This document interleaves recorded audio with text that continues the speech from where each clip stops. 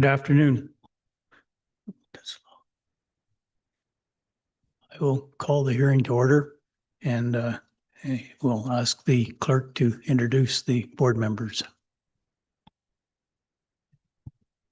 Thank you, Mr. Chairman. The board members for this afternoon are our chairman, Mr. Gar Beacom. We have board members Don Larson, Rob Seward, Brad Myers, and Dan McDonald, and myself, the Development Appeal Board Clerk, Garrity Stanley.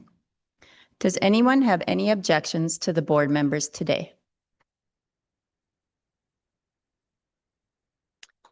In hearing none or seeing none, I pass it back to you, Mr. Chairman. Thank you. I'm going to outline the procedures for the afternoon, what we do go through. First, I'll ask the clerk to introduce the appeals into the minutes. Then we will get a presentation from the municipal representative, and then we will hear from the applicants, appellants, or anyone acting on behalf of the appellants, and then anyone who wishes to support the appeals, and finally anyone in opposition to the appeals. After each presentation, the board members will be given the opportunity to ask questions, and then finally there will be a time particularly for board members, but to ask questions of anyone that's involved in the hearing, and through the chair to anyone else that's involved in the hearing as well. It doesn't matter whether your presentations are oral or written, just as long as we get to know what we're supposed to know. Even if we're privy to information that's been presented elsewhere in the county, unless it's reintroduced here, we cannot use it in making our decisions. So I stress that point, that make sure that we know everything that we need to know. When the first time you speak, if you introduce yourself, we'd appreciate that as well.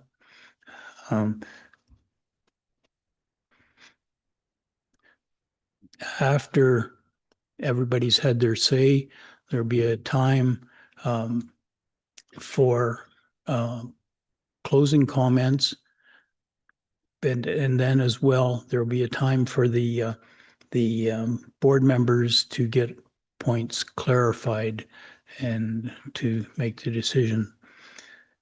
So with that, I'd ask the clerk to introduce the appeal into the minutes.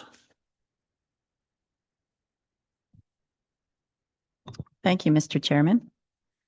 The appeal today is against the approval of Development Permit 26D117 for a single-family dwelling with detached garage and a secondary suite detached on portion southwest 322102 west of the 5th Meridian.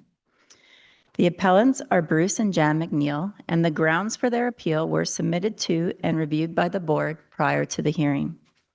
Please note this appeal hearing is being live streamed and will be available for viewing on the county's website upon completion of the hearing. Thank you, Mr. Chairman. Thank you. Ms. Codler?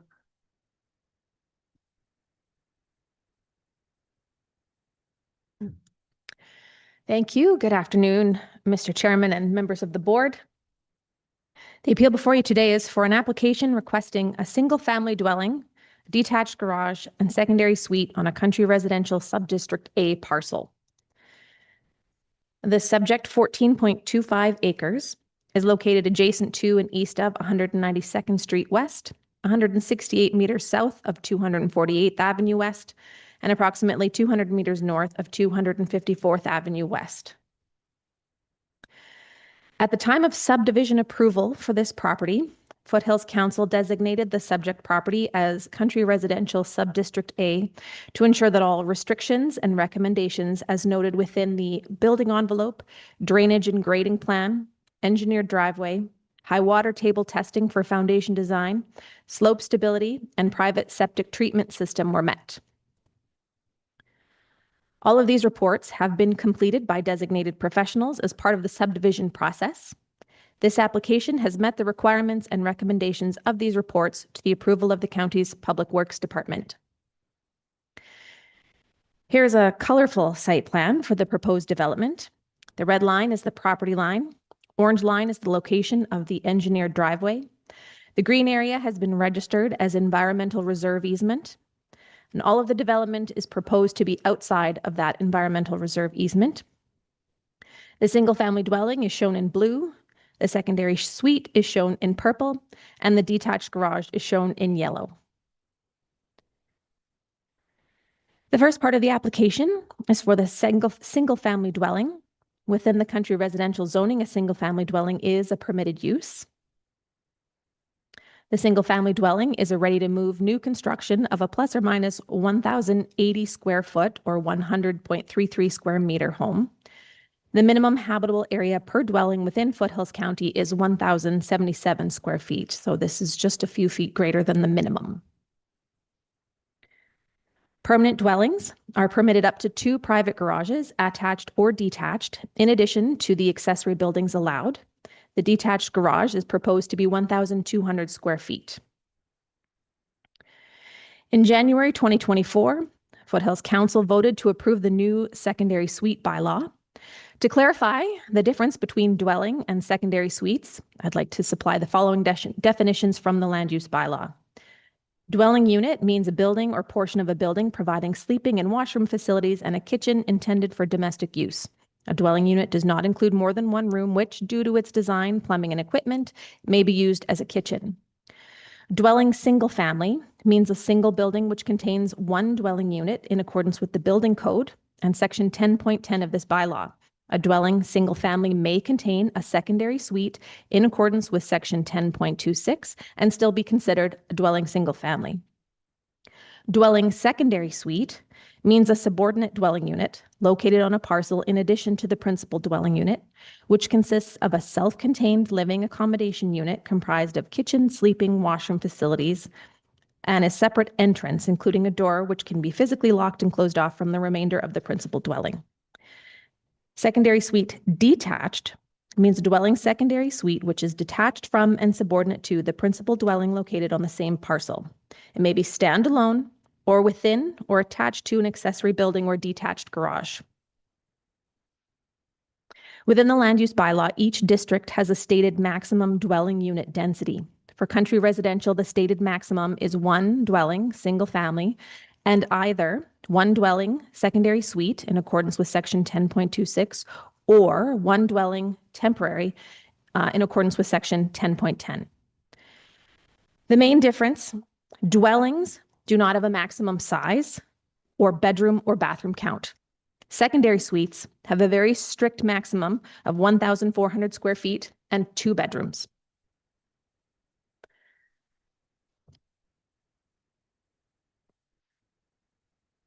Section 10.26 of the land use bylaw lays out all of the very specific rules around secondary suites, including size and bedrooms, as I previously stated, as well as water usage, parking, and other very strict details. The detached secondary suite in this application is proposed to be 850 square feet or 78.97 square meters. Secondary suite detached is considered part of the total allowable number of accessory buildings for the property. Section 4.2.1.7a states that a 14.25 acre parcel is permitted, in addition to the detached garage, a maximum of 5 buildings with a total cumulative size not to exceed 4,100 square feet. Taking into consideration the structures proposed for this property, the principal dwelling, detached garage, and secondary suite, there will still be a remaining 4 buildings and 3,250 square feet remaining of permitted accessory building space. The application for a development permit in accordance with the provisions of the land use bylaw Foothills in respect to single-family dwelling with detached garage and secondary suite detached have been considered by the development officer and was deemed approved subject to approval conditions. This completes my presentation. Thank you, Mr. Chair and Board. Thank you. Our board members have questions? Mr. Larson? Thank you, Mr. Chairman. Question through to the development officer, through the chair.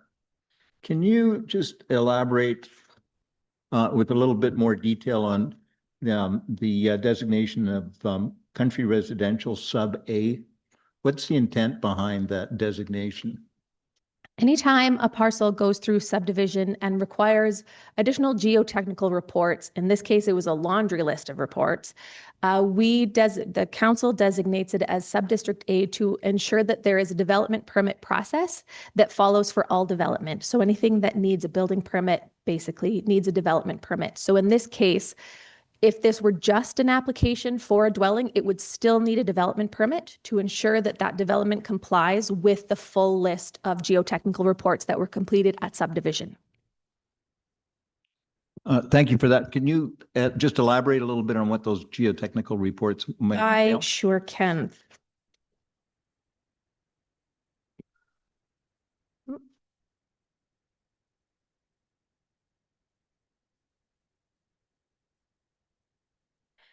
So from the minutes of the July 3rd, 2024 council meeting, the Subdistrict A was placed on the parcel to ensure that all restrictions and recommendations noted within the building envelope, drainage and grading plan, engineered driveway plan, high water table testing for foundation design, slope stability, and private septic treatment system. Thank you for that. Just on the application that you received that's subject to this appeal here today, were all of those requirements met through the what was submitted as part of the application for the development permit? The application has been put alongside those reports and compared by Public Works, the application to those reports, and has been given the go-ahead. Thank you. Further questions, board members?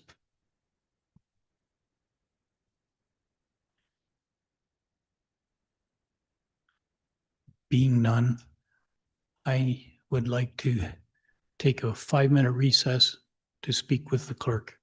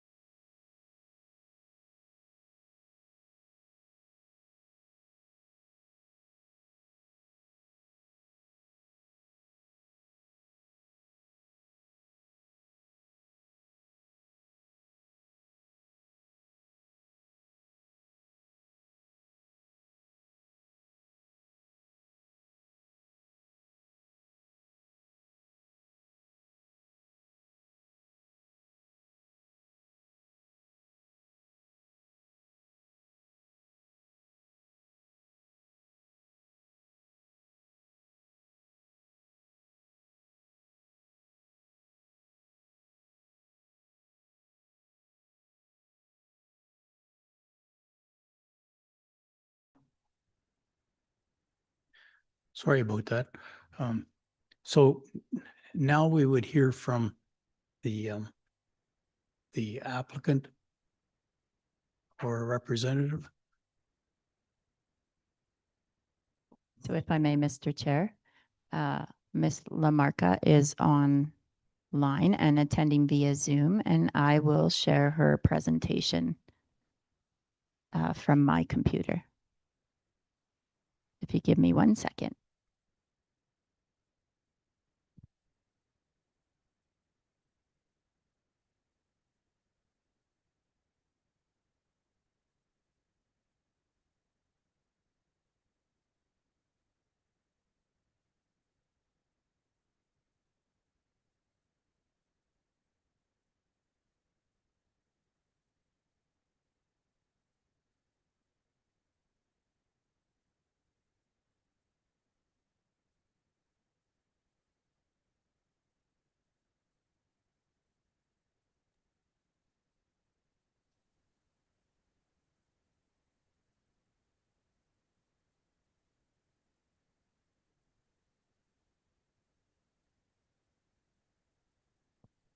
All right, the presentation's ready to roll.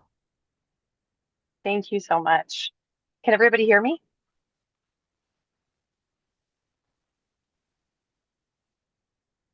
Yes, we can. Thank you. Perfect, thank you. And I apologize for not being there in person, but my kiddo has an appointment at 2 o'clock at Edmonton, so I'm sitting in a parking lot right now. Next slide, please. So on here, I won't start the video, but there is a video on there that walks through the acreage and where everything will go. These are some aerial photos, so you can get an idea of what the lot looks like. Next one, please. So addressing the concerns of multiple residents on a single acreage, due to medical conditions that I have, I cannot have my family reside inside a single residence. Whenever I'm around other people, I must be masked, which means I maintain a separate residence for myself and my children and guests. So this really is a single family residence, just not conventionally constructed. This link that's on there as well is to my current housing situation. You don't have to play that one either. I'll put on there for if anybody wants to watch it after. But right now in Calgary, I have 2 separate homes. I've recently sold one of them. So this has just been my reality for a while. Next one, please. So the second concern is basically the same thing about if this is single family or not, or if there's long-term rental. And long-term rentals are not permitted in the county, or sorry, short-term rentals are not permitted, and long-term rentals are permitted. So it is a moot point either way. The next one, please.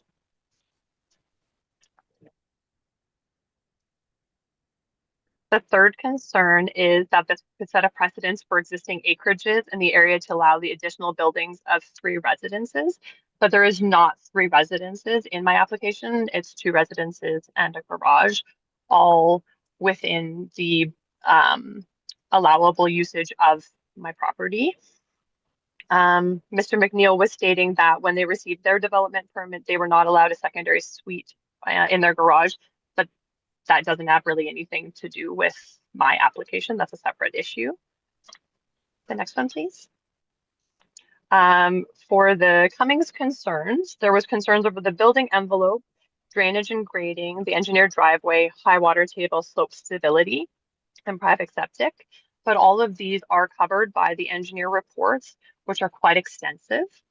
And my builder is well aware, my road builder, septic, and the builder for the tiny homes are all very aware. They have the reports and they will be constructing everything to those specifications. Because my tiny homes and garage are still small, the total footprint is much smaller than the house allowable. And my total land developed will be significantly smaller than any neighboring property. Next one, please.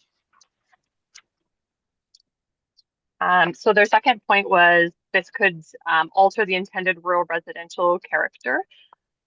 but there is absolutely no way anybody could see the houses on my property unless they were flying above or on my property. It is not visible from the road or from anybody's property line that is adjacent to me. The McNeil property is actually almost exclusively bordering environmental reserve easement, which means it is not nor will ever be developable. The next one, please. Their third point was again addressed by the engineer reports. There are only 2 bathrooms in total between all of the buildings, which means there's very little strain on the septic system, which would be constructed to be more than adequate. The well reports indicate that there is way more than sufficient water supply, and the majority of the time it will actually only be myself on the acreage, with my 12-year-old visiting every second weekend for weekend sleepovers, and then my older 2 grown-up children and other guests occasionally, but 90% of the time I will be the only resident there. Point 4, thank you. So there is no complications with grading and drainage. Everything is going to be constructed according to the engineer reports. And the footprint that I'm doing is much smaller than the intended footprint covered by those reports. Thank you. So the approval of my permit does not impact any pre-existing bylaws for the county that are put in place to protect from putting multiple buildings for the use of short-term rentals or business purposes. And nothing about this sets a precedence for anyone else due to existing zoning laws. So these images here indicate where stuff is going to go on the property. So where the septic mound is, and the houses and the garage are tucked right into the center of the property. So the environmental reserve easement areas are very clearly marked, and prior to starting my construction, I am actually going to have a new survey done. Some of the survey pins were moved by the seller, so I want to be very clear. We're actually going to do a survey and then a survey halfway through as well to make sure that we are within all of the proper boundaries and doing everything properly. When I purchased the property, I walked it with the seller while they had their survey app on their phone open so that I could clearly understand where my environmental reserve boundaries were, where fences were, and all of those sorts of things. So you can see from here where those red dots are is where the 2 houses and the garage will be located.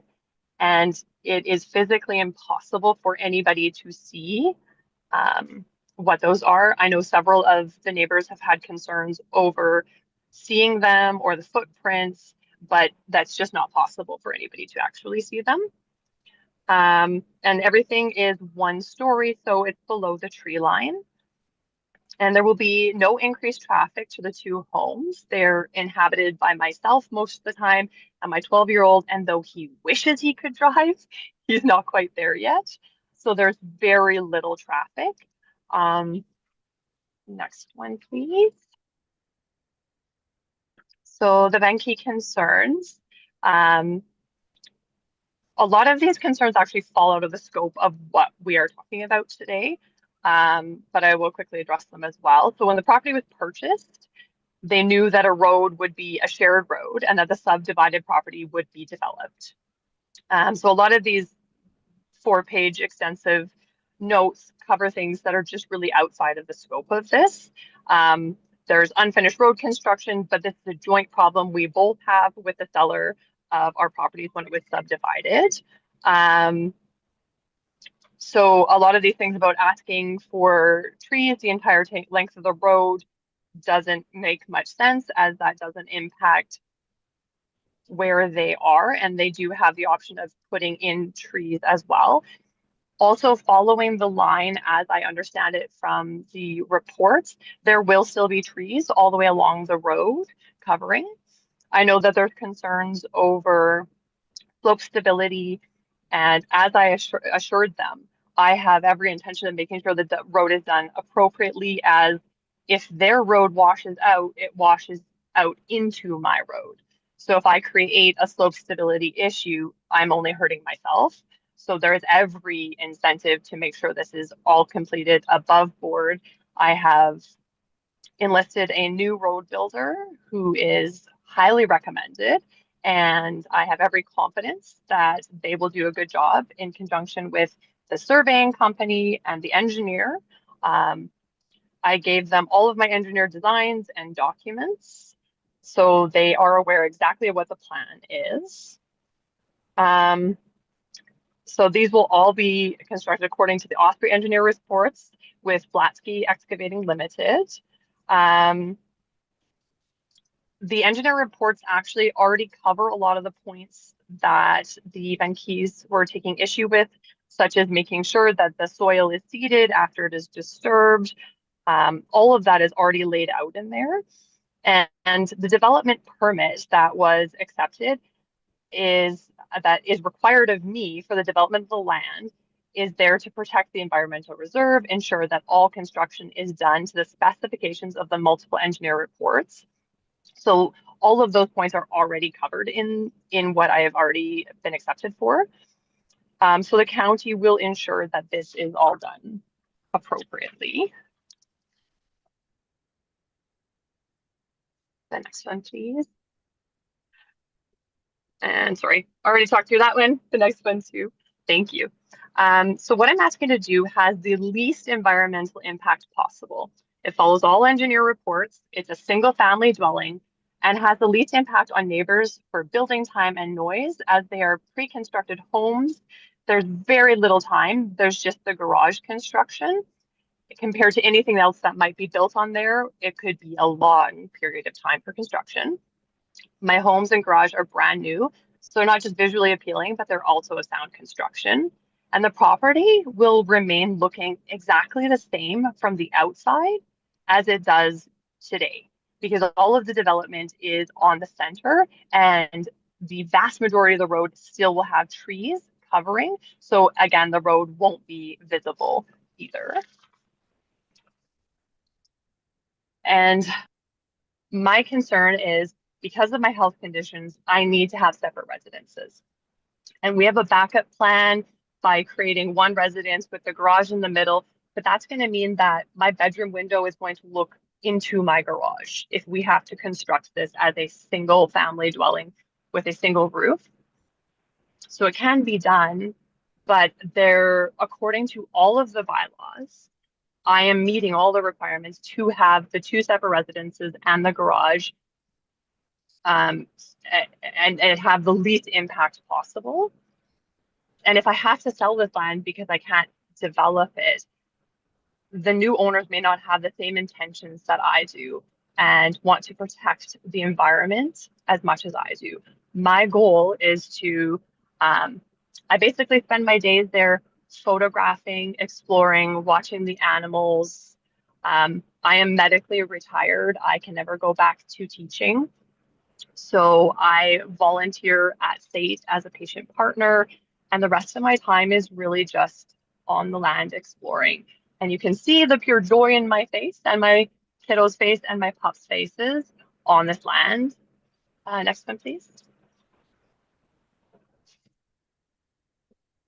This is what I do with my days there. I take photos, I interact with the cool frogs and spiders and all of the things that are there. And it brings me an incredible amount of joy. I've already identified over 100 different species of plants and moose and deer and birds and all the things. And all we want to do is just build on the land and live there peacefully and pass it on to my children and have them take the same love and care for that land that I have. Thank you.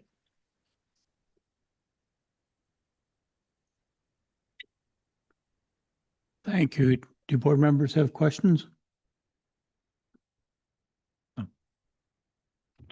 Mr. Larson? Thank you, Mr. Chairman. Just one question I do have. What's the arrangement for the, do you have anything in place like a road use agreement for that portion of the common use of the road that's going to be up to the Y intersection or a division where it's going to be accessing your land? What do you have in place as far as use there? I am not sure exactly what I do have that document in here. Sorry, there are so many documents. There is an easement in there. I'm not 100% sure what that easement is, though. I apologize.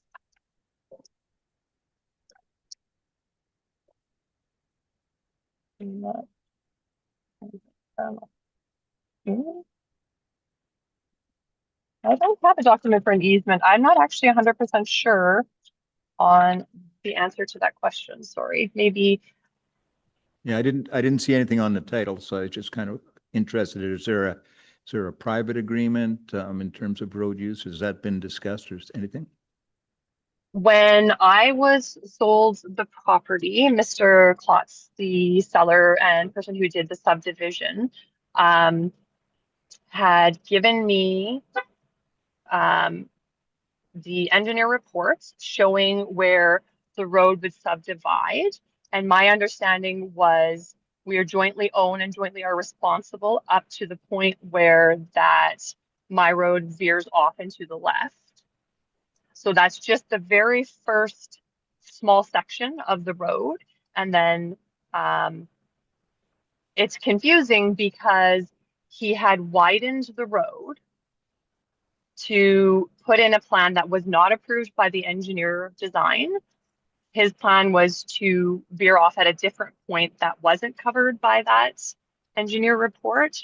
So in the process of widening the road, it was only done to a certain point, and then it was never completed. It was supposed to be completed, and the road builder was supposed to come and do that, but I have not been able to get in contact with the road builder for over a month, despite multiple attempts at contacting them. So I have moved on to a different road builder to do my section of the road, and we will have to figure out with Mr. Klotz what the plan is for that section that we were both promised would be completed when we purchased our properties. Maybe the development officer could address that for us. So on the screen right now is the registered right-of-way plan covering the area that will be shared. And you'll notice that the property line runs down the middle of this shared right-of-way. And then if you'll allow me to switch my screens, I can show you the engineered driveway plan.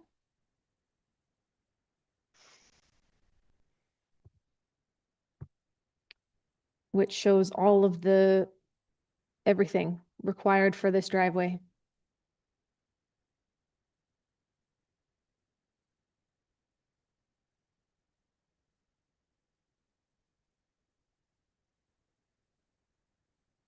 I believe that the engineered driveway plan and right-of-way were included in the package. Thank you. Any further questions, board members?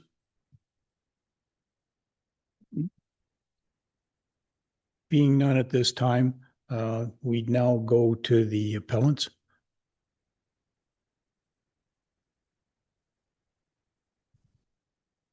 Thank you. We are Jan and Bruce McNeil, and our property is just off 248th Avenue and borders on this property directly on their north border on the east side. We actually share a common wetland area as a border. Firstly, when Jan and I submitted our appeal, I believed from early documentation that the proposed garage was noted to be a temporary residence during the construction of the other two residences. Hence my statement noted in the appeal for 3 potential residences which fall directly outside of permitted guidelines. I recognize from current documents, and do not question them, that there are 2 proposed residences and a garage. Maybe I could take a moment before I get into my prepared stuff. I also want to state that I recognize from this presentation now, I have no questions as to the approval and the meeting of rules of construction within that area. All the documentation, all those things sound like they have been properly met and approved. I don't question that at all. There was a comment as made to our residents, which doesn't bear anything on this development, but just to let the council know that all of my land, all of my buildings were properly built, permitted, with all proper setbacks for buildings, sewage, and everything on there. There's no encroachment on any wetland area beyond what is specified. Just as and as a matter of history, Mr. Klotzky, sorry, about approximately, and I'm guessing 10 years ago, because as I age, 10 years is probably more than that, but he applied back then for a subdivision, which we did not approve and opposed, because he had applied for a totally separate road to the north of the road shown here. And it was going to go through a piece of wetland. And it is a wildlife corridor. Moose travel through that area. So any disturbance to that is going to affect the wildlife corridor there. But that was refused on the basis because of the wetland. So now this proposal, again, I see that it meets what requirements in terms of setbacks from wetlands and that kind of thing.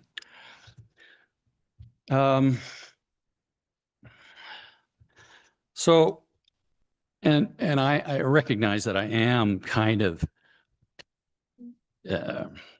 reaching into areas because I wasn't aware of the changes in 2024 to the secondary suite thing. And I'm basing a lot of my discussion on what has historically happened in this area. To begin a question, how does the county determine the area of developable land within an acreage? The acreage is noted to be 14.25 acres. However, when the size of the environmental reserve, all wetland areas and setbacks from the reserve are considered, the size of the developable parcel is greatly reduced. Most of the eastern area of this acreage is wetland.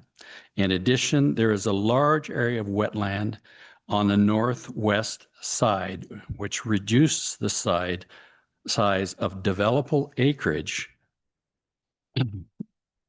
land on this property. And hence that was the cause of the refusal of the first proposed subdivision development. In addition, there are considerable setbacks also to determine available land. Has there been a determination of the actual acreage this provides for owners' developmental use? Or are buildings guidelines based on the 14.25 acres? I question a development based on an overall acreage size or determined without the consideration of available land.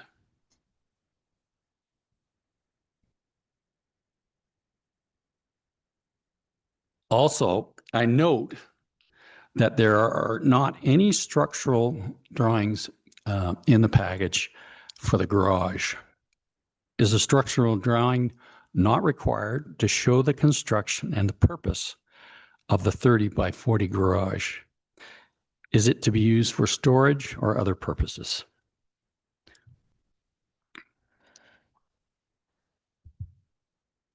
My understanding of a permitted secondary use is a bedroom and a bathroom. When we developed our land, those were the rules. Understand they have changed. This is what we have in our barn.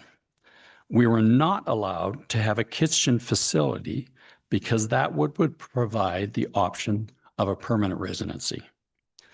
When this subdivision was created, we did not object to it because it was based on country residential, single family, as has been the historic standard for this area. Subdivision in the area has historically based on 1 acreage, a single residential development. To allow 2 separate residences, which would drastically change the developmental permitting of existing acreages in this area. If this second home is allowed, you will open the Pandora's box for any and all acreages within the area to add additional separate housing, as long as it falls within the parameters of size, setbacks, and sewage requirements. Once permitted, under special or any circumstances, it would allow most acreages in this area to build separate independent residences on existing acreages. As we well know, circumstances change. Homes sell, new owners assume existing buildings. I sympathize with anyone who has special health needs, but a permit allowed based on this would dramatically change the historic and future development of this area, 1 acreage, 1 single home. As an example, most of the acreages in the area would qualify for a second home on their properties. To use our property as an example, we would qualify under this proposed development to build a second residence. We could use an existing sewage system that currently only has a single bathroom from our barn and has sufficient water supply. The reason for our need of a second home, we require a residence for the maintenance of our property and home care. We would invite a couple and their family to provide for our needs for the value of providing a second home. A second home would be to invite, a second option would be to invite some of our 5 children to reside in the second home. But this would not be optimal, but it would be allowable. The point being is it would change the area and its effect on the neighboring acreages. Our current home is surrounded by trees, which provide visual separation from my neighbor to the east. However, the location I would use for the second residence would be in their direct mountain view from their residence. Our property was developed before theirs was built. They and many other landowners will be faced with secondary homes and dramatic changes to the value of their properties if this is permitted. Sorry, I'm going to interrupt you because what we decide here today does not set a precedent for anybody else. So it's easy for you to say those things, but there are regulations that have to be met, and the same process has to go back through the county development officer. So Yeah, I recognize that. so the concerns are not really warranted at this time. I guess the point I'm trying to make is, and I have the most sympathy for Ms. Lamarco's situation, is that if you use the reasoning that she has special circumstances herself to build this home, second home, it's not a, and it's the verbiage secondary suite, it's an independent separate living accommodation. It's a second home. That if you do that, what is the reasoning that many other acreages could come up with? It could be health concerns within this. If you set that precedent within this area, what's to stop me from doing the same thing? And when I do, I would As I just greatly said, affect There the are surrounding. no precedents set by what we decide here today. So as far as I'm concerned, and I think you'll find out through the county that we are not setting precedents by our decision. So it's extreme what you're saying. Well, no, well, understanding what you're saying, but is it really that extreme? Because once you allow something for one person in the area, do you not have to consider all people in the area? So can I ask then, what is the council's decision, or what parameters do you use to make a decision for the single unit area within the county that should allow for a second residence?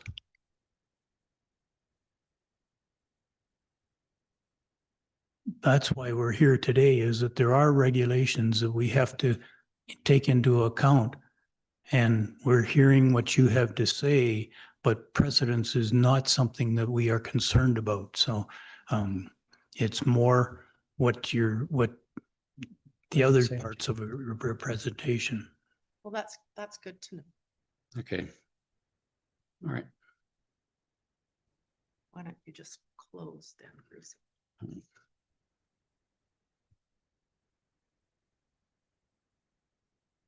I've got to make one more point. I'm having trouble understanding how you, and in many things, can specifically, in the general sense of public and public good, to make a specific decision under special circumstances for one person.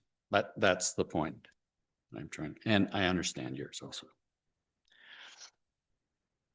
Okay. To close, I understand there's special health requirements for the applicant. I am retired, but have a long history in both residential, commercial construction, including hospital construction, which requires air systems and isolation requirements. These requirements can and are easily and economically achieved within a single home, can be. I suggest that the county permit a single residence permit where this can be done without opening the door to two independent homes on acreages in an area that has been developed basically for single family units. Thank you. Thank you. Board members have questions?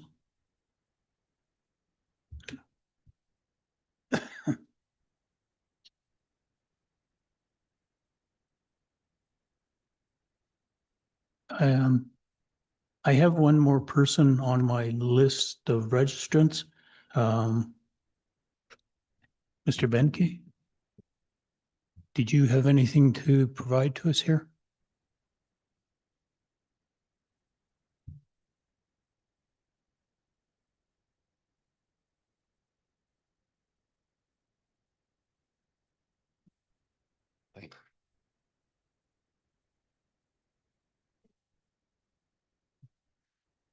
So Luke Benke and Tanis Benke. So we are, sorry. We own the neighboring property directly west of the landowner. We are part of the property that was originally subdivided in 2025. So we just moved in January of this year, and our main concern is not necessarily with the dwellings, as long as they're done according to municipal bylaws. Our concern is with the development of the driveway, which has not been finished yet, which was pre-approved before we were in the area. When we purchased the home, we were not made aware of the path of the driveway, where it was going to be going directly east of our property line. I did submit drawings showing and pictures showing exactly where it was going to be developed. There will be a significant amount of trees that will be removed during the construction and the slopes. So we actually will have direct visual of the buildings and development on their property. Also too, we've had significant challenges from the development, as noted in the pictures that were sent. We were not able to pass, and the driveway was impassable unless you had a 4x4 vehicle. There were significant ruts. So the development of the portion of the driveway is not complete. And as being part of the development that is ongoing, I believe that it would be the responsibility of the person developing that said roadway. So our concern is the completion of the development there. And we've also since learned, and as stated, the contractor, it may not be, the original contractor may not be the same one finishing the development. We've actually since talked to them, and they are still, then Terex is the company, they are still willing to complete the driveway. They were waiting on word from the landowner at this point. As of Tuesday, I believe, we chatted with the landowner, the construction company. So they are still willing. We just want to make sure that they were, like, any construction company that is going to be completing it completes our driveway, because as it was developed, they had taken up into, is it able to put the development plan of the driveway up on the screen?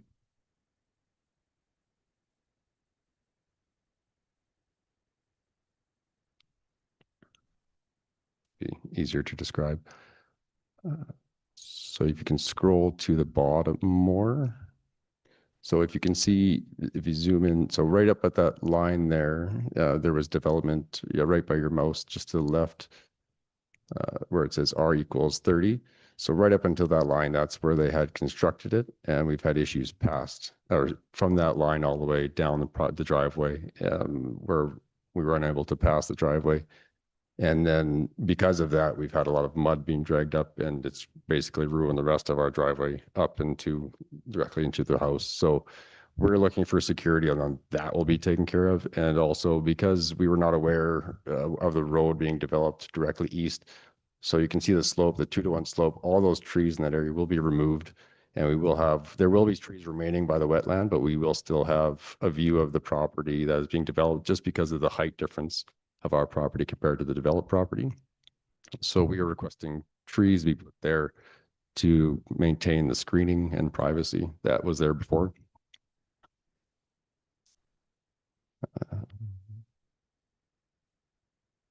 And so as of now, going back to the request for a road use agreement, we are not aware of one. There was never one put in place that we're aware of.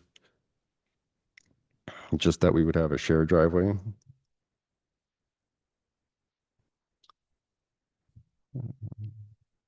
And as pointed out by the appellants there, we understand the current owner's intentions for the property, which seem reasonable.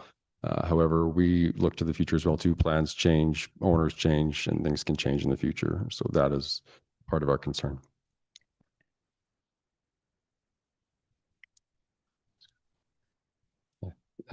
Any questions for us on that and those notes? Questions, board members? Mr. Larson? Thank you, Mr. Chairman. Thank you for your presentation here today. Have you had an opportunity to look at the decision of the development officer for the issuance of the development permit? So, excuse me, we had an issue with our land titles when they registered. They were registered in the wrong address of their previous address, so we did not see the development notice initially. We actually have since corrected that, and then we got the appeal notice, and that's when we've recently, in the last week, been able to discover all the development notices. This is why we were a little bit late to the game on this one. Have you had an opportunity to review the development permit decision dated June 10th, 2026 that was issued by the county? Yeah, yes, we have. Since then, we've looked it up online and we've found that, yes. Okay. Have you had an opportunity to, do you have a copy of it here today? I do not have it with us today. I just have what I had sent in for this hearing. All right. And, you know, I've read through your submission. I assume everybody on the board has read through your submission, which is that one dated July 22nd, 2026. Yes. Yeah, that's something that we've all received a copy of now. Just a couple of questions in regard to the issues that you've raised there. And specifically, on page 3, or is that item 3 of your list of your submission, your concerns, slope stabilization, erosion control, and vegetation establishment. in your submission. I think that's on page 3 of your submission. Yes, yep, item 3. So when I look at this and I look at other concerns you have, final inspection, engineering certification, and disclosure, I look to the decision under the development permit, and it strikes me that those issues have been addressed within the decision made by the development officer. Have you had a chance to review those in context of your submission?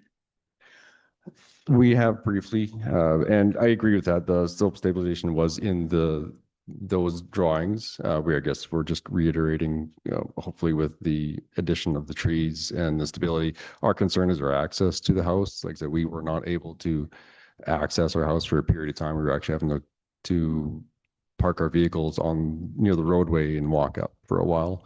And we just don't want to have any issues going forward in the future, whether it be this year, next year, or 5 years down the road. Okay, so I might have a question on that, but if you've reviewed the decision of the development officer in this given case, the development permit decision, under conditions of approval, seems to me that they've addressed all of the issues that's required under country residential sub-district A, and specifically this case in the conditions of approval. Would you agree that many of the concerns that you have in your submission have been addressed? You're referring to the development approval for the Well, driveway? let's take an example. It'd be helpful if you had a copy of it in front of you. I don't know if we can put it up. Can you do that? Okay, thank you. If you can address yourself to condition of approval 3, subclause C, it says engineered driveway plan by Osprey Engineering. Sorry. And it states that it's the landowner's responsibility to ensure all the considerations and recommendations are adhered to as identified within the following accepted documents. So doesn't that address your concern within your submission, the fact that the county has specified that from the development officer? Yes, except for, I guess, our concern is the completion of the development. We just have, obviously, it was already, Chris had mentioned that she shouldn't think she should be liable for the costs involved in completing it. And as far as we're concerned, the driveway development is not complete as it pertains to our portion of the shared driveway. Right. So I'm sorry, you said you moved in when to your property? January. January this year. So, and this access road, and I stand corrected because I did go back and double check the title and I see where an easement was registered. So the development officer was quite correct. So I just missed it. So, but do you have anything along the lines of, or had any kind of discussions with the applicant in terms of any kind of road use agreement? Were you going to share some of these costs or look at sharing some of these costs? We have not had conversations directly related to cost. We have brief discussions about the construction, but anything about costs, no. Have you expressed at any interaction where you've expressed concerns about what's happened to the trees that are being taken down? We did. Chris and Tanis and myself had walked through the property, and we did address some of the tree concerns and that there will be trees removed. Yes. Okay. But so you're very much, I'm getting a sense from you, it's very much a kind of wait and see how things develop. Is if this is approved, if we stand by today and they go ahead with their construction, then there'll be many things that you'll have to work out with the landowner. Is that correct? That'd be a fair assessment? Yes, yes. Okay. These are all the questions I have. Thanks. Thank you. Anything further?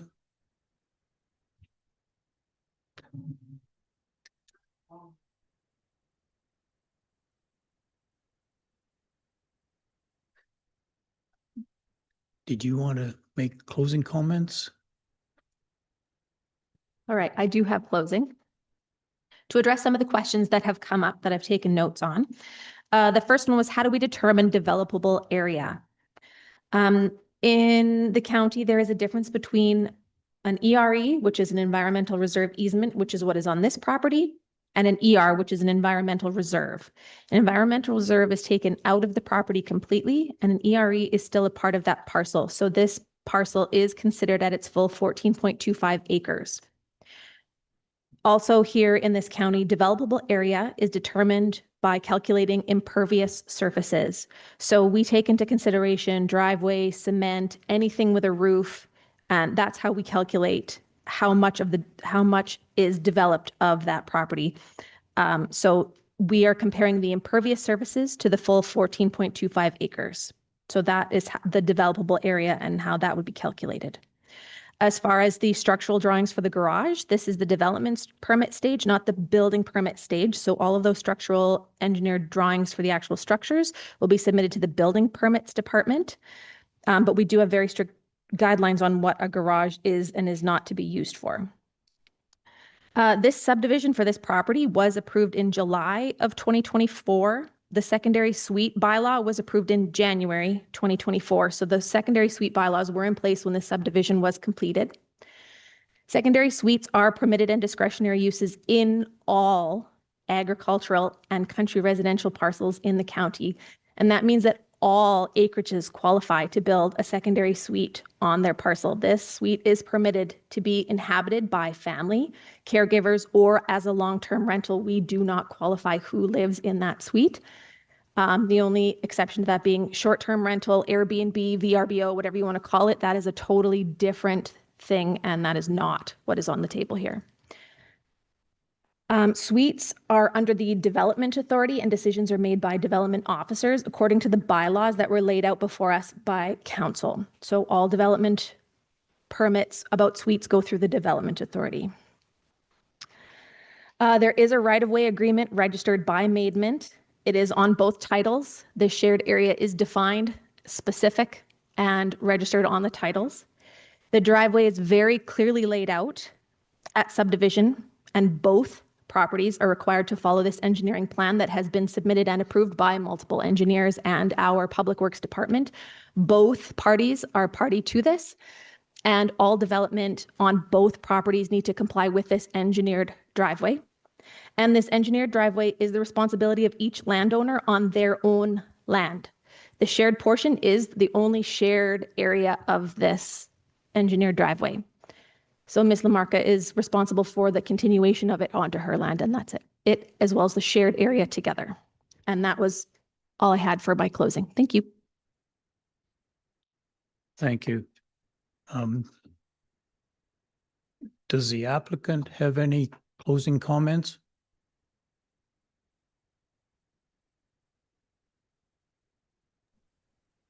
Sorry, I'm in the doctor's office now.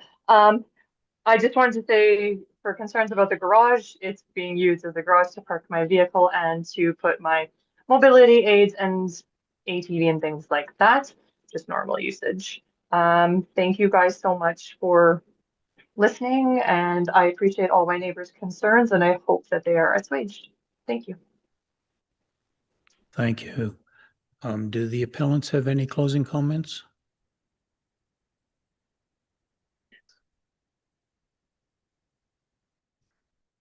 Okay.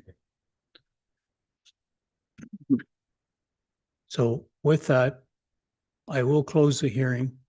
The board will make its decision this afternoon. It'll come out in writing in about 15 days. Thank you all for your presentations.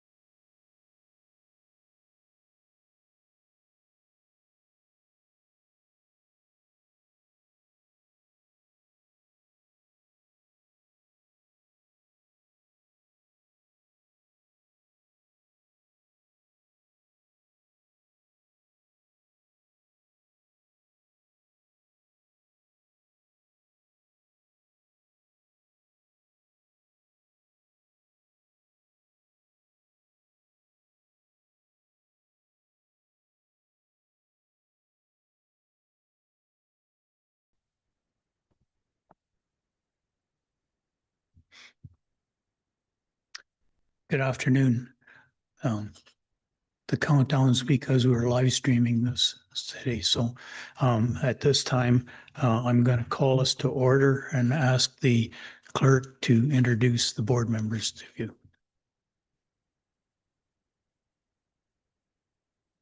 Thank you, Mr. Chairman. The board members for this afternoon are Chairman, Mr. Garbecom, and we have board members Dan McDonald, Brad Myers, Don Larson, Rob Seward, and myself, Jacqueline Schuler, the Subdivision and Development Appeal Board Clerk. Does anyone have any objections to the board members this afternoon?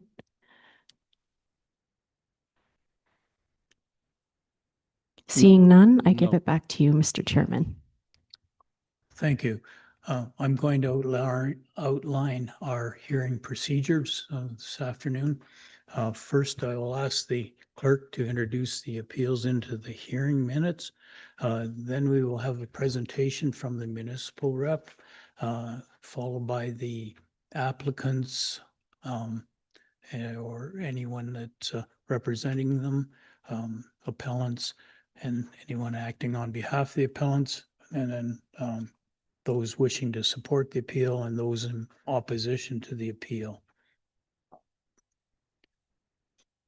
After we've gone through that, to be given the opportunity to everyone to submit their information.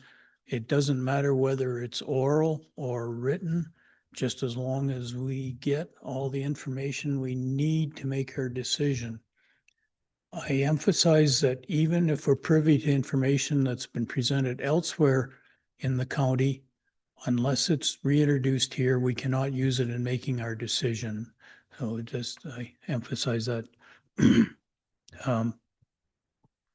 We'd ask that you introduce yourself before you speak to us and then go from there. And of course, all the comments are directed through the chair.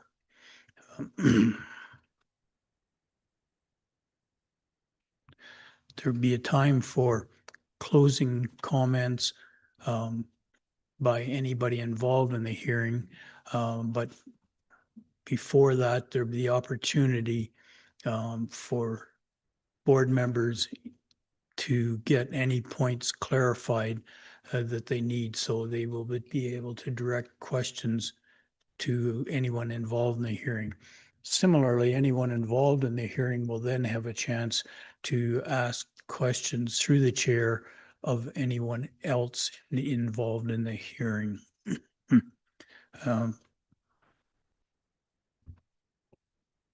So with that, I would ask the clerk to introduce the appeal into the minutes, please.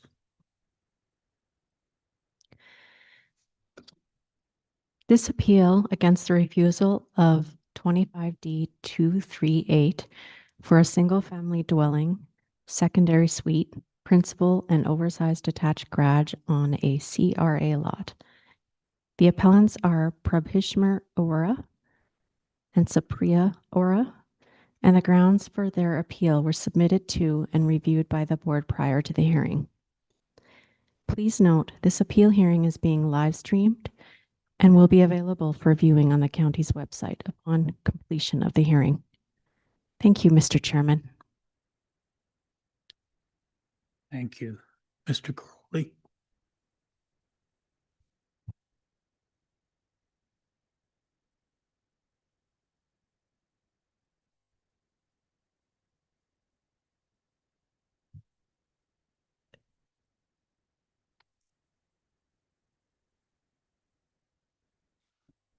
Good afternoon, Mr. Chairman and members of the board. The appeal before you today is against a development officer's decision for the discretionary refusal of development permit 25D238. The application is requesting consideration for a proposed single-family dwelling, secondary suite, principal, and oversized garage. The subject property is an existing 2.5 acre country residential district, subdistrict A parcel located approximately 430 meters east of Highway 552 West, 417 meters to the south of 250 Avenue West, and is on Hamilton Heights Drive. It is located within the Hamilton Heights subdivision, highlighted here in green. This property is adjacent to 6 other properties. The parcels within this subdivision were zoned country residential subdistrict A to ensure that the recommendations and restrictions as outlined in the septic disposal evaluation, high water table testing, building locations, stormwater management plan, lot grading plan, geotechnical report, comprehensive site drainage plan, and slope stability testing were constructed to the satisfaction of the county. The request is for a dwelling, secondary suite, and attached garage with a total lot coverage of approximately 15%. The single-family dwelling is shown here in blue and is constituted of a walkout basement, a main floor with internal pool, and upper floor, as well as garden security rooms attached to the garage. The attached garage is shown here in pink and has a gated courtyard in the middle that is unroofed. Finally, the secondary suite principal, shown in green, is within the upper floor of the single-family dwelling and is above a portion of the attached garage. Between the single-family dwelling and the secondary suite, there are to be a total of 10 legal bedrooms within this building, 2 of which are labeled for use as offices. The single-family dwelling and the secondary suite principal are permitted uses normally exempt from a development permit. However, as it is a Subdistrict A parcel, they both require a development permit. The oversized garage requires a variance, and as such, the decision is discretionary in nature.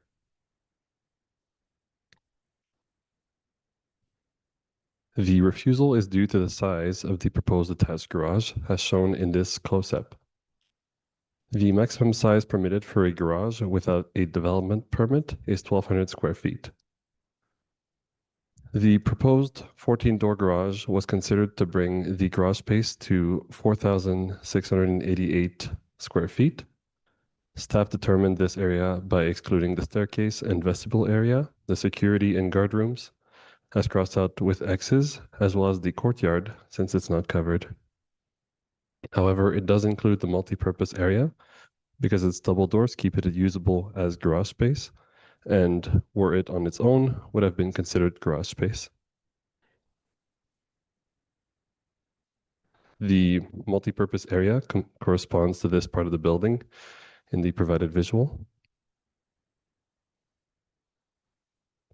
Please note that the total garage space in the most recently submitted plan in the close-up indicates a total of 4,996 square feet, including the multipurpose area, which is about 308 square feet larger than the size that was calculated for refusal in the development permit.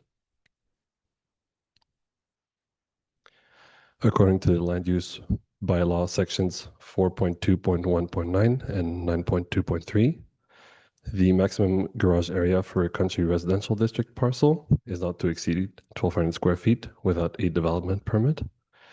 The variance would therefore be for 3,488 square feet, or 391% variance on the permitted garage space.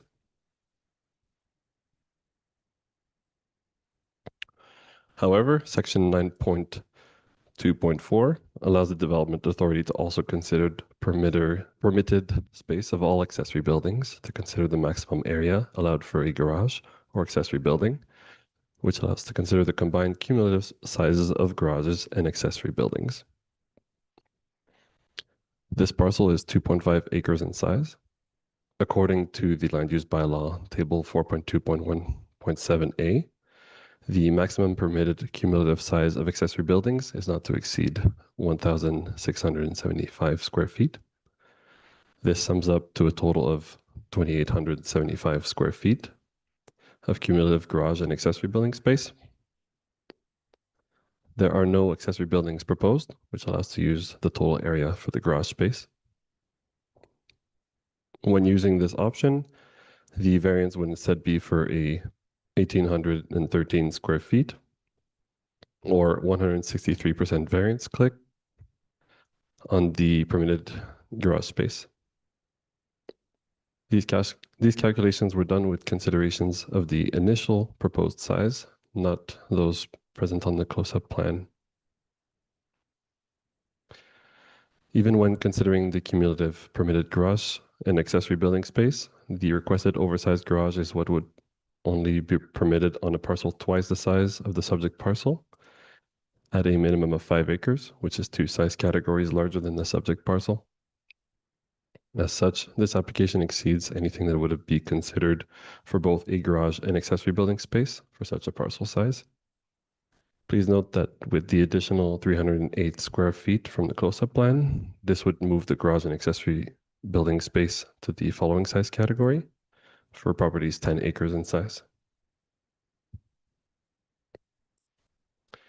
Section 5.5 of the Land Use Bylaw states that the Development Authority may approve a discretionary use if different conditions are met, listed on this slide, particularly regarding consistency with the county's policies, the compatible use with the county's residential district, and traffic impacts on the intended project or of the intended project, which shares this subdivision road with 17 other parcels. When considering this application, the Development Authority was not provided sufficient information to determine that these conditions were met. Given the plan as submitted for a 4,688 square feet, 14-car garage, the requested oversized garage exceeds what we were able to consider on a country residential parcel of this size. This concludes my presentation, Mr. Chairman. Thank you. Thank you. Board members have questions at this time? Mr. McDonald? Through the chair, what is being applied for? Like, what size are we at? Is there a determination of a set number? Because it sounds like there was an application and then it's been revised. Is that correct? So through the chairman to the board, essentially there was a revised plan that was submitted before the refusal, and the numbers on it were not noticed to be different, essentially. So we would have to probably ask the applicants to determine or to share which size they are sticking with specifically. But I did make my refusal on a smaller size than the one that's shown in this plan here by 308 square feet. Further question to the applicant after hearing their part. Mr. Seward? Thank you. Through the chair to Planning Officer Curley. So I'm looking at the decision of refusal. Says the development is proposed to have a total lot coverage of 25.47% of impervious area. So that includes the buildings, driveways, sidewalks, that's the whole, everything, correct?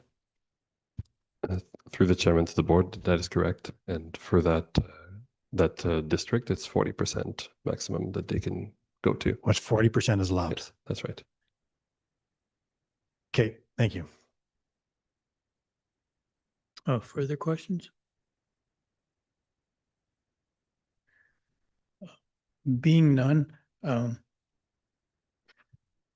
actually, I'm going to jump in and go back to Mr. McDonald's and the, are you speaking, or I have two more people remotely are also represented. So who's addressing the questions? Mr. Gauda and Borchrist are on my list. Ollie can Hello, speak. Mr. Chair.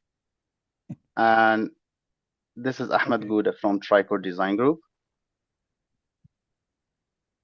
And Mr. Mike Porcaristo, unfortunately, he is in another appeal with Calgary as the AP. So I will be available for discussion representing our appeal reason and rationale and answering any question. Did you hear what Mr. McDonald had asked, or suggested to be addressed, and that was what dimensions you were appealing, I guess, at this time? Mr. McDonald? We are, sorry, go ahead.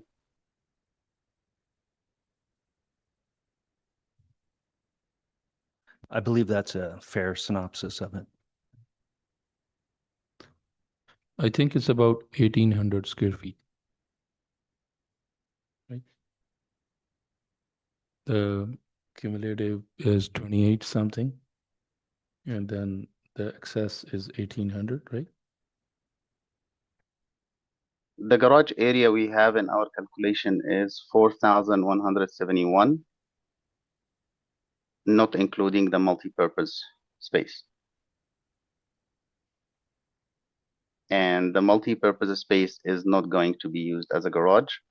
It is mainly for equipments that will be serving the site. So lawn mowing and all other stuff that needed on such size of 2.5 acre to be maintained, but not for any cars or any vehicles use. That's why we did not include in our calculation.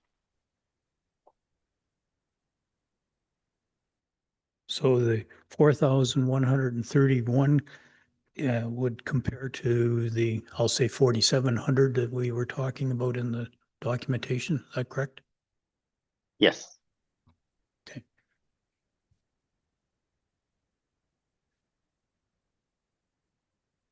So, Mr. Gowder, are you speaking on behalf of the applicant? Yes, I will be speaking on behalf of the applicants just to represent the reasons, and also if they need to add any comments in addition to what I will be talking about. So the I hope floor you is, allow that. the floor is yours now, so you can make your presentation. Okay. Yes. So I will. I don't have a lot to speak about other than our client and their family is multi-generational family. They the main client, he's the man of the house, and he's taking care of his young generation coming up. He's taking care of his parents. He's taking care of his in-laws. So the amount of the persons who will be living here will exceed the standard normal family size, because it's a multi-generational family living there. This is where we have the suite for the in-laws. We have many rooms because even the young generation will have their spouses living with them. With the number of people who will be occupying this residence, the amount and requirements of vehicle that they own and they have is not the standard number. And we try to work with them to provide what they need of vehicle garages, and for the value of the vehicles they will have and they own, it cannot be left outside on the exposed weather with the hail, with the storms, and a lot of things. And also, in order to work within the design and to allow a proper visual view, we enclose the courtyard so you don't see a huge number of garage parking doors exposed to the street. So this is where we created the idea of the court with the gate, and I can share my screen if you allowed me. Sure, go ahead.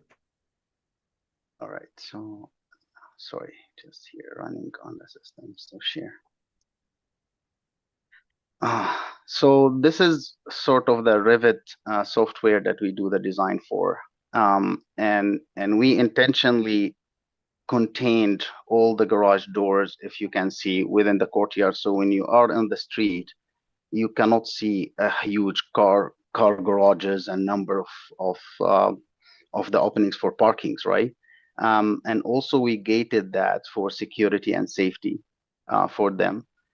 This is have no intention whatsoever to be used for other than the vehicles, especially that they are high-end vehicles that will be parked inside this garages.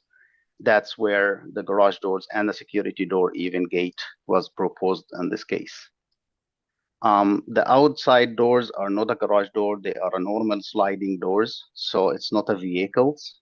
It's a sliding door that will be used, as I said, for all the equipments that will be needed to maintain the 2.5 acre. The garage, although we understand that it seems the oversized garage is large in nature and in comparison to the bylaws, is still the house and the garages did not exceed the 15% of the whole land. And we didn't cover the garage. We are not building a warehouse. We are not building 2-3 accessory buildings. We avoided all that and make everything attached in one unit.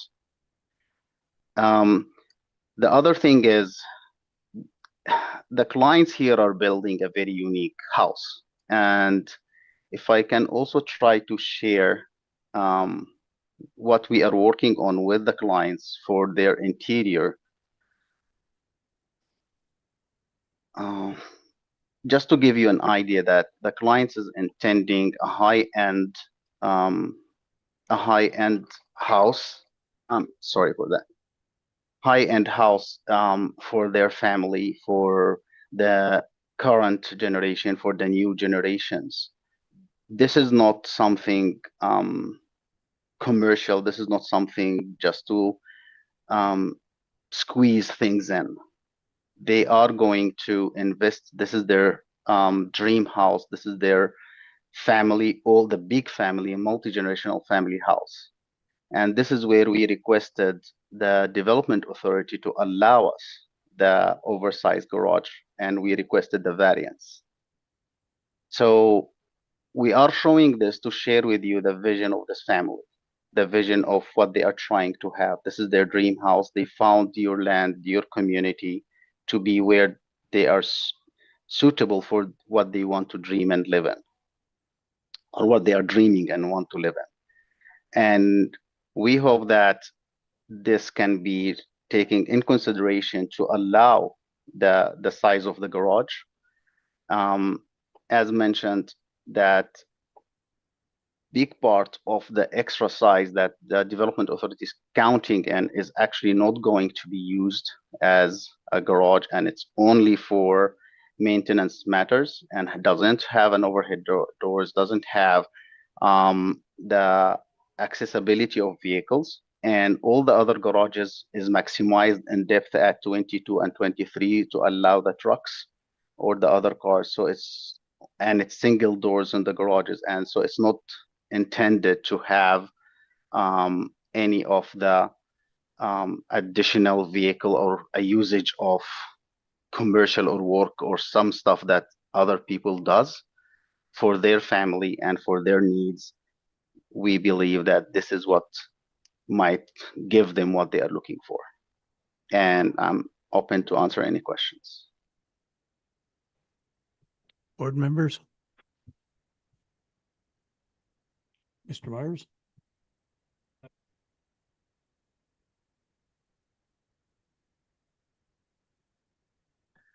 Question through the chair. So you feel that the garage space is 4,171 excluding the multi-use area? What's the square footage of the multi-use area? In your current application? 800. Okay, thank you. Square feet plus minus. Further questions? Yeah, Mr. Chair, through the chair. Larson?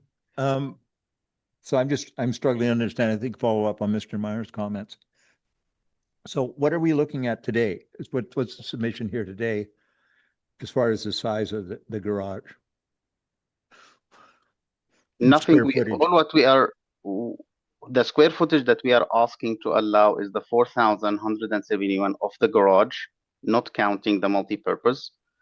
And to allow this, the development authority, as explained, and I do totally understand where they are coming from.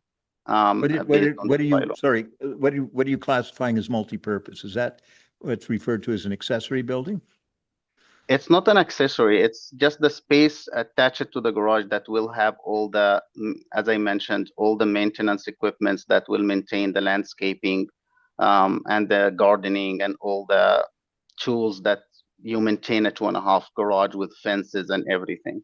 They need to have those equipments and stuff stored somewhere. So is that in the garage or is it in the accessory building that all of this equipment's going to It's be stored? attached. It is attached to it. Let me. Sorry, I will download a picture here. I'll share a screen again.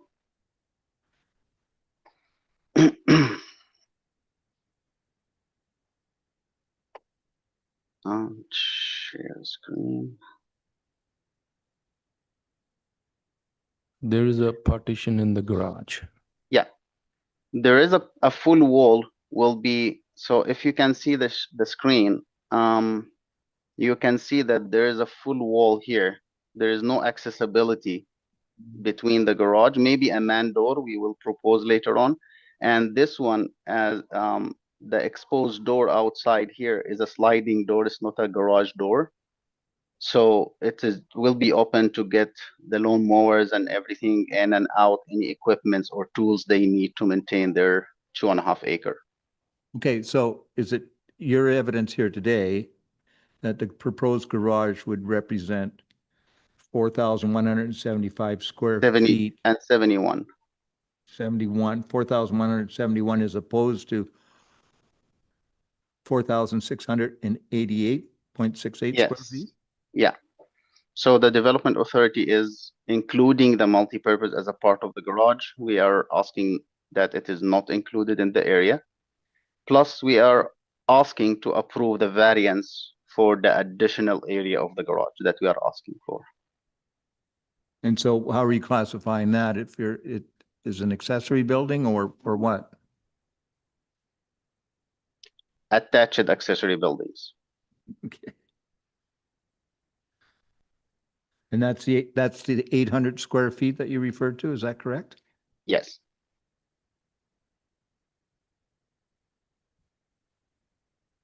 And as to the proposed accessory buildings, is there any change there, or are you submitting anything new today?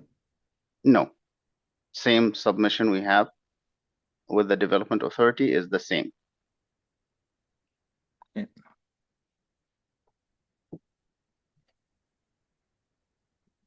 Thank you. Thank you, sir. Mr. McDonald? Just through the chair, just to confirm the multi-use portion, is it share a common roof with the garage? Yes. Okay. I just wanted to visualize that. Thank you. I will try to share the 3D software view again. So this mass on the right hand is containing part of the garage and the multi-purpose space. And the sliding door is the one on the right corner here.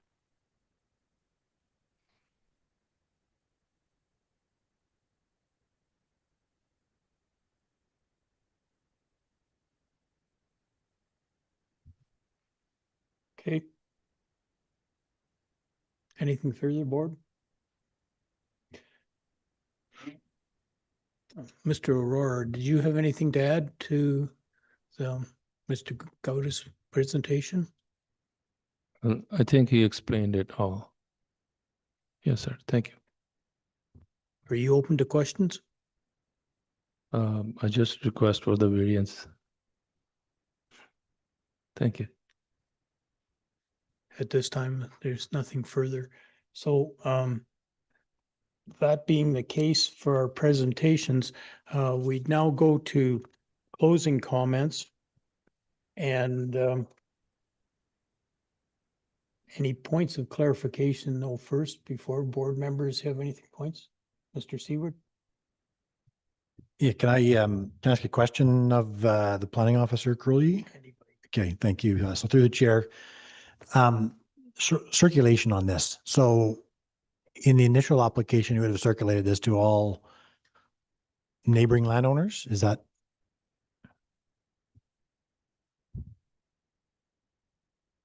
Through the chairman to the board. So as this was refused, it was not circulated the same way. I'm actually not too sure if it gets circulated through the appeal process. So I'm not able to answer that. So it's possible that neighboring landowners have no idea about this, like they've not been informed in any way? Just a second here. As clerk, didn't we get something that was in our package that showed the circulation area? Yes, it was circulated. The appeal itself was circulated to neighboring landowners. Okay. Okay, thank you. And I think Mr. Aurora maybe was wanting to answer something too there. Thank you, sir. I was just gonna add that because there's a HOA in this community now, and the HOA is aware. Get closer to the mic. Oh, sorry. I was just gonna add that because there's a HOA in this community, and we're part of the HOA board members, and they're all aware of the situation as well, regarding the size, and all the neighbors are also aware of this. And I mean, I'm not sure when in the water period what the opinions were, but orally they all were okay with the the oversized garage and all that. And I also wanted to add that because this is more coverage than what you guys allow, we also have rainwater submissions by engineers that also approve like all the drainage and all the water gardens, which the water can later drain out too. Okay, thank you. Thank you. Just, I notice, sir, in the gallery there, did you wish to comment on anything? Or are you just here to observe? Okay. So at this time then, we will go to closing comments. And we'll start with the municipal rep. Do you have any closing comments? Through the chairman to the board, I think it would just be important to clarify the actual number. Still, I think it was mentioned again as 4688, whereas the plan here is 4996 square feet. So just be to clarify that number just once more, or consider the number of 4171 square feet as the garage space. And for the board to determine whether they include the multipurpose area in the garage or not. That's my closing comments. Thank you. Mr. Gauda, do you have any closing comments? Thank you, sir. I just want to reconfirm that the area based on our latest submission is the 4,171 square feet for the garage space and 825 square feet for the multi area. It can be reviewed as the garage and multi combination of accessory. We do accept that because the total of accessory area buildings or accessory spaces are calculated in the bylaw, but this is what exactly the variance we are submitting for. And we do recognize what is the development authority decision and based on, but we also try to ask for the variance to satisfy what the vision and the dream of our clients' family to have, while we provide them the protection of their vehicles and enclosed garages. Thank you. Thank you. Mr. Aurora, do you have any closing comments? Not necessary, but if you do, that's fine. Sir, I'm good. I'm good. Thank you. Good. So with that, I will close the hearing. The board will make its decision this afternoon. The decision will come out in writing in about 15 days. Thank you all for your presentations this afternoon. Thank you, Mr. Gauda. Chairman, and thanks all the board members. Thank you.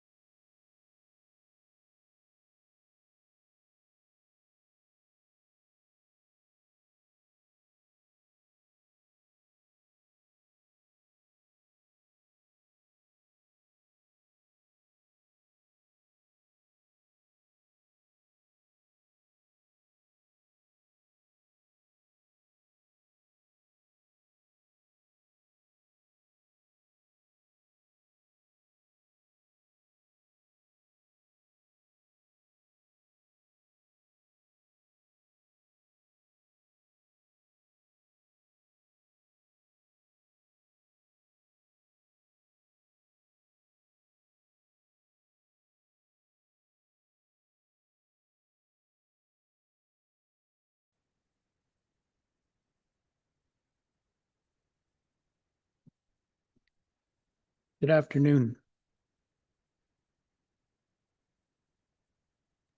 Okay, we're live. The countdown is because we're live streaming this afternoon, so I will call the hearing to order and ask the clerk to introduce the board members to you. Thank you, Mr. Chairman. The board members this afternoon are our chairman, Mr. Gar Beacom. We have board members Don Larson, Rob Sewert, Brad Myers, Dan McDonald, and myself, the Subdivision and Development Appeal Board Clerk, Garrity Stanley. Does anyone have any objections to the board members this afternoon? In hearing or seeing none, I pass it back to you, Mr. Chairman. Thank you. I'm going to outline our procedures for the hearing. First, the clerk will introduce the appeal into the minutes. Then we will have presentations from the municipal rep, applicants, and then or the appellant and anyone that represents those people, and then any supporters, and then we will hear from anybody in opposition. Everyone's given the opportunity to speak, seeing as we have a crowd here today.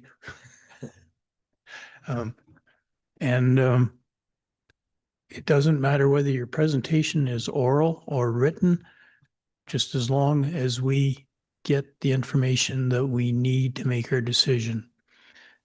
It's important that I emphasize that even if we're privy to information that's been presented elsewhere in the county, unless it's reintroduced here this afternoon, we cannot use it in making our decisions. So make sure that we know everything we need to know. We would ask that when you're making your presentation that you introduce yourself the first time.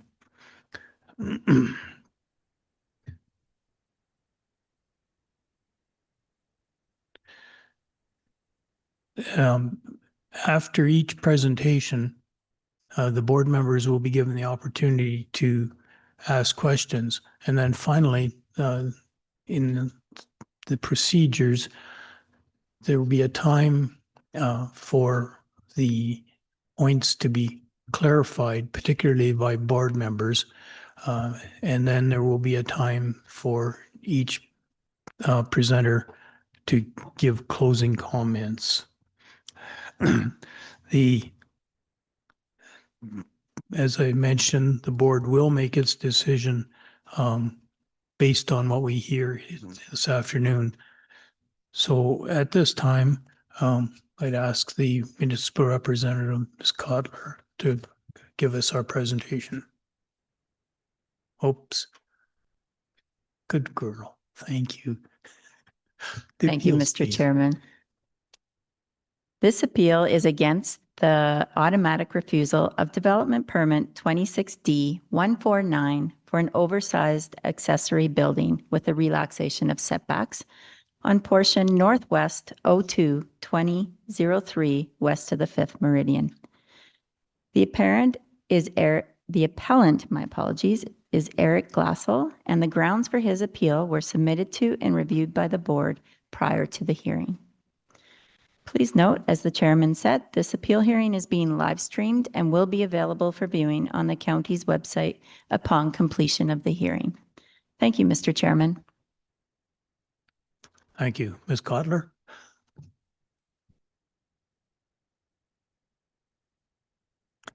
Thank you and good afternoon. The appeal before us this time is an automatic refusal for a proposed relaxation of setbacks to a proposed building. The subject 1.95 acre parcel is located adjacent to and south of 424 Avenue West and Highway 546, adjacent to and north of the Sheep River, and 1.87 kilometers west of the town of Diamond Valley, not Okotoks, as was suggested in the decision paperwork. The application proposes the construction of an oversized accessory building of plus or minus 958 square feet or 89 square meters. On a property of this size, the land use bylaw allows for a maximum of 3 accessory buildings with a cumulative size not to exceed 950 square feet accessory to the residence. In addition, permanent dwellings are permitted up to 2 garages, attached or detached, up to 1,200 square feet. The proposed accessory building is 8 square feet larger than permitted without the benefit of a development permit. This property poses significant challenges for building envelope. Between the river, the slopes, the utility right-of-way, and the road, this accessory building is proposed to be located 7.68 meters from the north property line when it is required to be set back 15 meters. Therefore, the applicant is seeking a 7.32 meter or 48.8% relaxation of setbacks. Section 5.6.4 of the land use bylaw states the development authority may allow, with respect to proposed development, a variance of any yard setback to a maximum of 25% of the setback required. This application is proposing 48.8% relaxation, which is beyond the variance power granted. Therefore, this application is considered an automatic refusal. Previous to this application, the applicant submitted for an oversized accessory building with a relaxation of setbacks to that 25% relaxation. Given the setback distance, it was within the variance of the development officer, and this application was approved. This was development permit 25D236 for the same building at a 25% relaxation. One of the conditions of this approval was a pre-release condition for the landowner to submit a geotechnical report. This geotechnical investigation proved that the previously proposed location would not be suitable and suggested a position further north, which is what brings us to the suggested location and this application for the 7.86 meter setback. And this concludes my presentation. Thank you, Mr. Chair and Council and Board. Board members have questions? Mr. Seward? Thank you, Mr. Chair, through the chair to Planning Officer Cotler. Just wondering about that road, I guess, to the north. So if we're going to encroach closer to the road, what's the width of that road, roadway?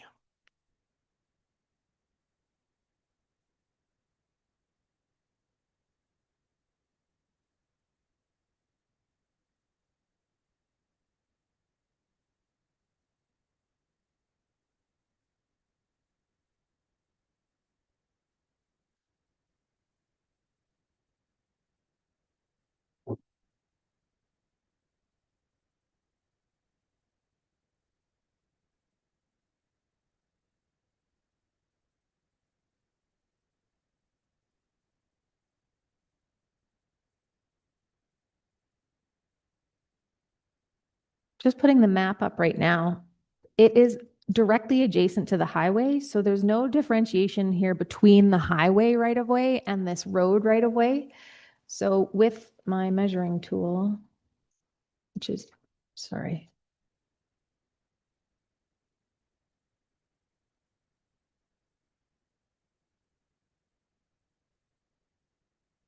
To the middle of the bushes that seem to be in about the middle of that ditch between the highway and the road, I've got 28 meters.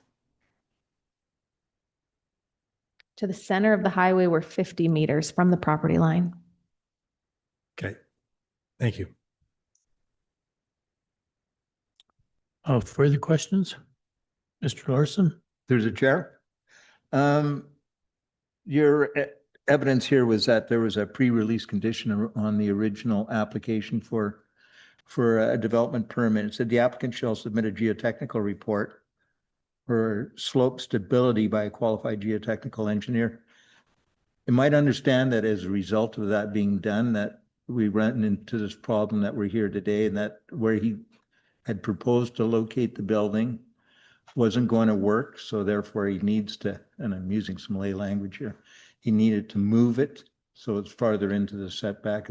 Is that what we're dealing with here today? That's correct. This accessory building was previously approved with that pre-release condition to check on the slope. And the geotechnical report from the professional engineer said that we could not put it there, that the slope wasn't stable and it did need to move to the north. And this is the proposed location is now the most southerly place that we can put it. So I'm going to take it from what you just said that your department, the county has no objection to the structure itself. It's just a question, automatic refusal because it's a further encroachment into the setback. Is that correct? That's correct. This building is the same building that was previously approved in the 25D permit. It's just the setback that has changed, and the previous setback was applying for 25%. This is 48, which is greater than the Development Authority variance is permitted to approve. So just a question on that. Sorry, pardon, I'm busy juggling here. When I look at the variances 5.6 under the land use bylaw, it says the Development Authority may allow a variance on existing development on any yard setback to a maximum of 90% of the setback required by this bylaw. That's existing development. This Okay. is proposed. Okay, thanks for clarifying on that point. Thank you. That's all the questions I have. Further questions? Being none, we now hear from the applicant. Sir. Yeah, thank you for having this opportunity. You have to get close to this microphone. Yeah. Thank you. I'd just like to advise, I purchased this property last year and it was always my intention to put a workshop there. Main purpose was to assist me in my beekeeping activities, to do, to make hive equipment and stuff. And that's actually the ideal area at the moment. I'm doing this in that carriage garage area, which is not ideal. You know, it's a rather fire hazard. So that was the plan, to build that workshop there, and the location was given through to the slope study, which obviously was looking at safety factors for static and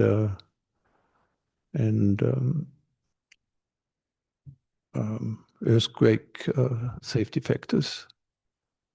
So this is the location, and also always was arguing or worried about that word oversize, but it's only a small amount. And my idea was to keep the building as compact as possible, instead of having a smaller building and then have another outbuilding, have another storage building. So basically have everything compact together so I can do my beekeeping activities in there. So this is my application for. Thank you. Questions, board? Thank you. The next person that I have on my list, Mr. Moore, do you have a contribution for us? Well, my contribution is simply that I'm a neighbor at the end of the cul-de-sac to the east, and gotten to know Eric over the last little while. Good neighbor, and I see what he's doing out there, and I understand. And I'm myself and two other neighbors are the only ones going to be impacted by the building being closer to the setback or encroaching the setback. And I feel more than happy to support him. I think it's a really worthwhile thing for him, and a very, very challenging lot. And as a neighbor, I just wanted to say that I support it. Thank you. Board members, any questions? Thank you. I have no other registrants to present at this time. So it be if the board has any comments that they would wish to points of clarification.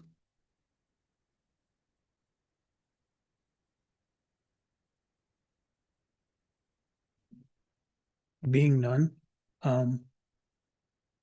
now go to closing comments. Ms. Cotler, do you have any comments? Thank you. I have nothing further. Thank you. Mr. Glasso, do you have any closing comments? No, thank you. Thank you.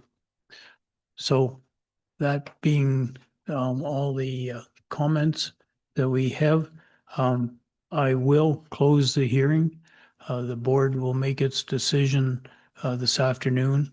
The board or the decision will come out in writing in about 15 days. Thank you very much for coming out and letting us know what it's about. Thank you very much.